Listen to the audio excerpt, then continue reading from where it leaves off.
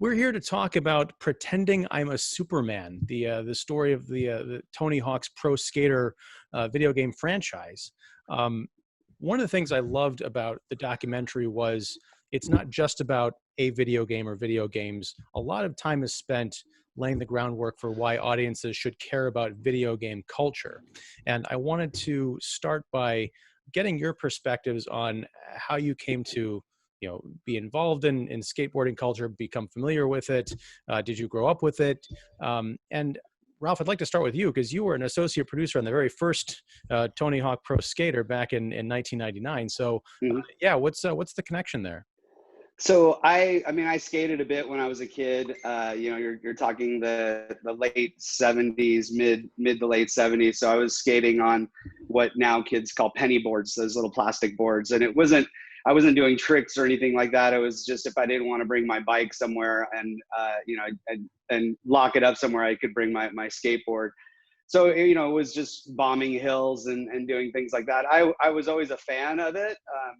When I lived in New York and we moved out to California in the late '70s. So I was always a big fan of the scene. And, my dad would take us to the local skate park. There was one in Orange County called Big O.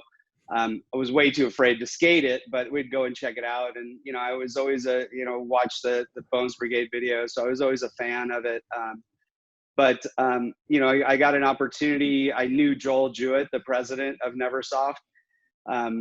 When I was going to college, graduating in the early '90s, video game producer wasn't really a thing. Their video games were made by a few people. It was a small team, so you really didn't need producers. So, but it got to a point where he needed some producers, needed some production help. They just finished the Apocalypse video game. They had brought on two big video games. Well, one big licensed video game, Spider-Man video game, and a small skateboarding video game. And since I had no experience from the development standpoint, Joel offered me a position on the small skateboarding video game, and that's kind of how I got into Neversoft. The small skateboarding video game. Yeah. Well, there wasn't a license. There was no Marvel license behind it. There was the bar was set really low. It was at the time, that's what it was. It was just a small skateboarding video game. It was nice too, because having the bar set low is cool, because we got to kind of explore the game however we wanted to, and there wasn't a ton of pressure on us. Cool. All right, Ludwig, how about you? Yeah, I mean, so I'm kind of on the other side of the spectrum here. I grew up playing the Tony Hawk's Pro Skater games. I played them pretty much all my life. The first one I played was Tony Hawk 2. Then I got 3 for the GameCube. And, that's the reason I picked up a skateboard. And, it pretty much changed my life. I mean, that's kind of, the perspective I can give. But, the reason, I met up with Ralph and stuff like that is actually because I was running a YouTube channel by the name of Icebergs Forever, where I would make Tony Hawk's Pro Skater game videos. And I had made a documentary, or like not an actual documentary, more like an amateur doc for YouTube, where I was the narrator and stuff like that. That Ralph saw, and he really enjoyed it and really appreciated the attention to detail at that time. I don't think the attention to detail at that time is good at all. So that really is something. So yeah, and that's how we connect. He reached out, and that's how we connected. And that's kind of where I come in now. And ever since Ralph introduced me to all these great people, all these skaters, Tony Hawk, etc., I consider myself kind of a part of the skateboarding industry in a whole new way now. That I was never a good skateboarder, but now I still feel like such a big part of that whole, skateboarding culture, It's really interesting because you appear to be then one of the types of people that towards the end of the documentary, a lot of the skaters are talking about, the ones who were introduced to skating and skate culture through the video game instead of, that kind of niche audience of skateboarders that people were trying to hope to capture with this game.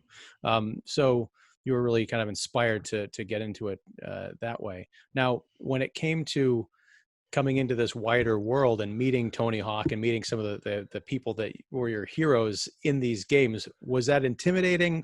Were they as chill, in person as they appear to be? Because I don't think anybody's blood pressure gets up during any of the interviews in this film. Everyone seems really nice. Yeah, I mean, they're awesome people. A lot of people, tell me that, oh man, you're amazing with interviews, stuff like that. But I mean, Tony Hawk, Rodney Mullen, all those people, they're just the nice people on earth. They're so calm, they're so honest, they really open up about themselves, stuff like that, in ways that I don't think other people do. And yeah, I mean, I was, in a way, I kind of felt like I knew the skaters because, I read their books. I read The Mutt by Rodney Mullen and Tony Hawk's Occupational Skateboarder. In the video games too, I saw their, A Day in the Life of Rodney Mullen videos and stuff like that. And, a lot of time people try to, well, in a lot of other industries, when someone does like a video, which is a day in your life, you might, put on this fake persona, but that's not at all for the skaters. They're truly themselves from top to bottom because, they came from this industry that's super hardcore, super authentic, and they're always true to themselves, Yeah, and just from my perspective, just seeing him, the first couple interviews we did were with Tony and Rodney, which, prior to the biggest that you're going to do. And he was cool as a cucumber. I mean, he was like a pro, and the way he interacted with them, it was like, it was like a professional director, an aged director, getting the information he needed from these guys. And so I think that's what you see, and how calm and how the interviews are set. He kind of he put people at ease, and then he also was able to direct them and get what he needed at the same time. What is it about the kind of person who's attracted to the skateboarding lifestyle? Because it's a commitment to learn how to do these amazing things. What is it about that temperament, do you think, that a lot of the people that we see are that kind of very zen, laid back, open personality? Yeah, I mean, for me, I just think it's, skateboarding is generally one of those things you're doing a lot on your own. It's a lot of alone time, and you have to be comfortable in doing that. And you have to get comfortable in your own self, because it's not something that just hanging out with a bunch of guys, you're going to get better at skateboarding. My nephew is a pretty hardcore skateboarder, and, he's doing it in front of the house by himself all the time. So I think they're, in spending that much alone time, and I know just, Rodney's story as a kid, if you watch the Bones Brigade documentary, spending that much time alone in your own thoughts kind of develops a different type of mentality, I think. And that's what you get. And then in the case with some of the older skaters, it wasn't looked as fond on as it is now. Skaters back in the day were, you're constantly getting kicked out of places. There weren't skate parks to skate. So, they were skating in front of people's houses, in front of different, businesses. And so they were instantly seen as like this, this threat or whatever, or this, this gangster, or this, bratty kid or whatever. So they've been hated on a lot. And so they have this kind of bond among themselves. And I think that shows when you talk to a lot of them. Yeah, it sounds almost like there's a natural crossover in a couple of different ways between skateboarders and video game players. It's a very solitary thing. You can link up with friends on the headsets and, play games over the internet and things like that. But a lot of it is trying to get better and improving on your own. And also, up until I'd say somewhat recently, it's almost like comic book fandom too. A long time ago, it was not cool to be into comics or video games, and now it's kind of taken over the culture. Yeah, for sure. I think that definitely happened in skateboarding. It was not the cool thing to do. Tony's, told me a number of times about how he was not the cool guy in high school because he skateboarded at all. Now, one thing that struck me about the film, you have a lot of interview subjects who will talk about how there was some controversy around the advent of the X Games and even the Tony Hawk Pro Skater franchise. The people in the sort of the OG skate culture, some of them looked askance at that and said, why are all these people now suddenly interested in our hobby? Everything's going to go corporate and get all flashy and kind of soulless. But we don't see, I don't think, anybody in the documentary bringing that perspective. Were you able to reach out to anybody who might have had a contrary point of view to the rest of the narrative, or did they decline to be interviewed, or what's the deal there? I think we actually did get people who had a sort of a contrary opinion. Although, I mean, obviously it's not really on that, super villain level, Right. Where they just hate Tony Hawk's Pro Skater for everything it did to the world and stuff like that. But, I think Jamie Thomas, really has that kind of perspective, like, because he was never a fan of the X Games. I think he was in the first X Games.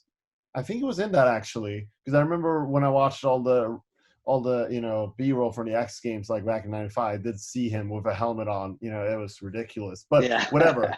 Yeah, I mean, so yeah, we did have a perspective, but I do get your point. And yes, we did have a couple people that I guess we kind of tried to get to who might bring some negativity to the whole thing, and that might include some of the people that are in the film that I'm not going to mention. But all of them pretty much feel like Tony Hawk Pro Skater and X Games brought. I mean, if you just talk about what everything those two things did to the skateboarding industry, even if you're on the whole other side of the spectrum, I mean, you can't deny that, they were great things. Nevertheless, even if you're, you own a hardcore skateboarding store, it definitely brought in more revenue and stuff like that. So, yeah. Yeah. Yeah, I mean, it definitely has. Skateboarding and punk rock have a little bit of similarities in that respect. It's punk rock is one of those things, like true hardcore punkers, you're not going to ever make it big, right? But then how are other people going to hear the music? And it's like, it's just for us, man. It's just for us. Like that whole thing. You're going to find that in a lot of different things. It was prevalent in the early days of skateboarding.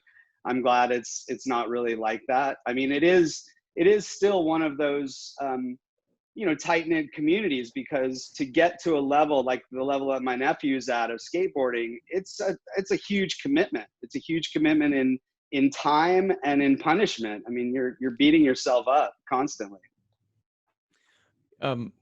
Yeah, I think one of my questions that I was kind of thinking about as this was going on, and this is sort of a meta question about the documentary itself. We're living in a weird time right now. A lot of people are indoors. A lot of public places are closed down. I had heard stories initially during the pandemic that skate parks had been closed and some of them had been filled with sand and all this crazy stuff. Yeah, but people found ways to still get in there and make that entertaining. Yeah. What's your perspective on where skate culture is right now, even kind of pre-pandemic and now certainly in this age of lockdowns? I think it's bigger than ever, to be honest with you. Because, now people, I mean, especially in Southern California, maybe that doesn't ring true to the world, but, people more than ever need something to, occupy themselves with. And skateboarding is such a great activity in that aspect that, even if you spend every hour of every day, doing it for weeks, you're not even going to be close to, mastering anything that the pro skaters does. So, I think in that aspect, I think skateboarding just grown like crazy during the pandemic. And, Tony Hawk himself, actually, he tweeted recently that I think board sales have gone up, actually, since, so I mean, it is, he did tweet that. I think it was last week or something. Right. But yeah, and I think since it is one of those things you can do on your own and get enjoyment from it, my nephew's out in front of the house by himself. My brother got him a quarter pipe. They've got a couple rails. He has his own little skate park in front of the house. And it is increasing, and it's one of those things that, there were a few parks. I think Dana Point, I think they did that. I'm not sure if they did it up in Santa Barbara where they put sand in the concrete parks to keep kids. I know they've even done things like taking basketball hoops off of basketball to keep people away from that stuff. It's a completely crazy time. People are reacting in different ways, and we're not sure what the right solution is. So I kind of err on the side of safety with stuff like this, but I think that skateboarding is just growing bigger and bigger. It's going to be in the Olympics when we have an Olympics. It'll be in there. So, and that I think is just going to make it expand even further and, you know, reach other places that it hasn't been. Well, I certainly hope so, because I'm not much of a video gamer. I'm certainly not a skateboarder, but watching this documentary, I kind of wish I had gotten on board when I was That's younger. good. Yeah. It's so thrilling to watch not only the live footage from these underground tapes from back in the day, and also the more modern footage, but also just the video game play, going Mhm. even back to the PS1. It's very cool. And one of the things I thought was fascinating, in addition to this idea that there's a generation that grew up on the video game that then discovered skating, there is also this notion that some of the tricks and the outrageous things that were developed for the video games that the people were working on thought, oh, this is video game physics. There's no way someone could pull this off. Now we're starting to see that in the real world. I wonder, do you think there's a limitation to what you can depict in like a realistic video game that someone could not pull off? Yeah, it's, you know, I mean, I would never have thought back when we were making the game that somebody would do a 1080 on a skateboard. And I think that even that's gotten broken. I don't Yeah. know. On a regular vert too, like Yeah. not one of those, you know, big ramps, like a Yeah. regular vert. Yeah. I don't know. I mean, when I was a kid skating, just the idea of somebody flipping a board once was like, what? What are you talking about? And now seeing what they're doing, I don't know. I mean, I think as long as the creativity is out there, that and the human body can do it, it'll keep expanding. And looking what they're doing on the mega ramp stuff, and you know what kind of tricks are going down in Street League these days. It's insane, you know, insane stuff. And you can just get a look. I just surf through Instagram and I'm looking at tricks that I would never have even imagined kids doing back when we were making the game. So who knows where it's going to go. And what about the future of like the video game franchise itself, like with Tony Hawk? And I know there were some competitors that rose up there, you know, several years ago. But Yeah. what's the future look like? It's very bright, I think, you know, Yeah. especially with the remake now coming out. You know, for a long time, obviously, people have wanted skateboarding games, but no major publishers have, you know, been up for the challenge. So, you know, these two indie game developers, I can't remember their names right now, but they took the challenge upon themselves and made these two kind of very indie skateboarding games called Session and Skater XL. I don't think a lot of people would have cared for these games if it wasn't for the fact that there weren't many other skateboarding games out there. I think if they were released maybe in the early 2000s, they probably, you know, would have been overshadowed. But now, because there weren't that many, you know, suddenly they were kind of in the spotlight and they were being written about. And I think that ultimately led to, you know, publishers like EA and now Activision actually wanting to finally invest again in skateboarding games. So now, you know, Tony Hawk's Pro Skater 1 and 2 is coming out. I mean, I think the pre-order charts, I mean, you know, it wouldn't surprise me if they already made like a gigantic profits from pre-orders alone. I think the franchise is in very good hands right now. You know, it's got that kind of nostalgic value at the moment. And also it's a good time to update the games with brand new soundtrack, with new skaters and more. So yeah, it's we're in a very good time, and it couldn't have been a better time to release the film as well. Yeah. It's serendipity, really good timing. And I know, you know, Ludvig's just been looking at his Instagram. He's been posting, you know, combo runs on of the demo, because the demo of the warehouse level was just released. Was it yesterday or the day before? Friday. So, right. All right. Yeah. Yeah. So it was Friday. The whole weekend's a blur. So yeah, it was just released. So people are now getting a taste of the new game, and I checked it out. I've been playing it, and it's awesome. I hope it keeps going. You know, I hope it keeps on going. And that's cool. That was one of the other striking things about the doc was it is a very kind of pro Tony Hawk video game series documentary, but it's not cynical. And to hear Tony Hawk talk about why he wanted the games to be a big success was not only to get more people into the sport that he loves, but get their kind of creativity and their participation going. If they're uncoordinated, they can't skate, they can at least play a game and get that kind of enjoyment out of it. So that's really a neat feature of the doc. It doesn't feel like a commercial. It feels like a nice history lesson and a bridge to the future. I noticed towards the very end, there were some more diverse skaters kind of getting in on the action, which was nice to see. Yeah, I mean that, you know, it had such an impact, and the skaters in the games had such an impact on a variety of different areas. You know, from the girls skating because Alyssa is now, you know, in this video game, to Kareem Campbell getting, you know, the African American community to look at skateboarding as an activity. You know, to the soundtrack, to the art, you know, the graffiti style artwork there's so many different factors in the video game that had influence on different areas of culture outside of just skateboarding and video games itself.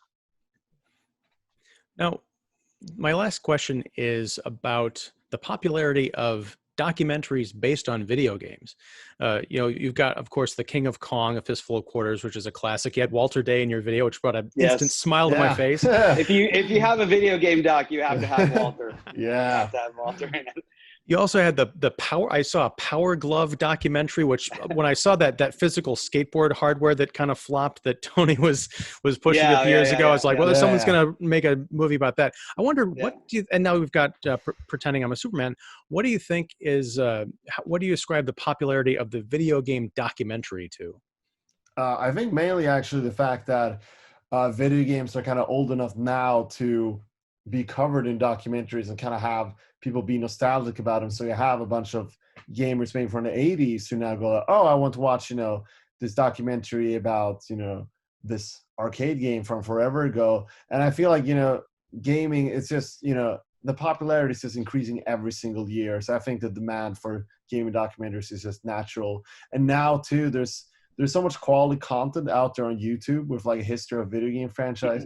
But I think people are looking to dive a bit deeper into that. And that's why there are documentaries now like, you know, Pretending I'm Superman for one. But if I have to mention another one now, Man vs. Snake, you know, as well, you know, a real good one, kind of a sequel to King of Kong in a lot of ways. And Video Game, the movie too. I just think it's this industry that hasn't been covered in documentaries before for obvious reasons. It just isn't that old enough for it to be covered. So now there's, you know, I think maybe in 50 years from now, I think video game documentaries are probably going to be as big as documentaries about films, you know?